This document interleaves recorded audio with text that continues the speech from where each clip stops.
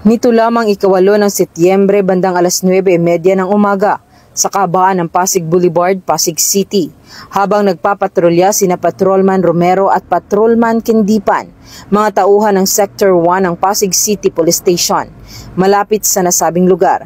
Nakatanggap sila ng tawag mula sa Station Tactical Operations Center ng Pasig City Police Station tungkol sa ulat mula sa isang tumawag na humihingi ng tulong dahil nawala ang kanyang bag habang siya ay nagmamaneho ng kanyang motorsiklo. Matapos matanggap ang ulat ay agad rumisponde ang mga nasabing police officer at sa loob lamang ng 2 minuto ay agad silang nakarating sa nasabing lugar.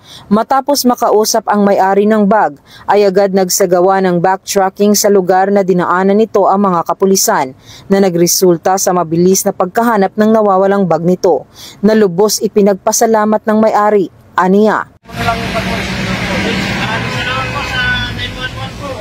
Napapabilis po ng responde po nila. Nandito po agad sila. Nakarating po agad. Pagkatawag ko, nag-intay na ako mga isang po. Nandito na agad sila. Tapos, ayun, talagang prosigido silang tumulong sa akin. Saka, yung pinitiman nila.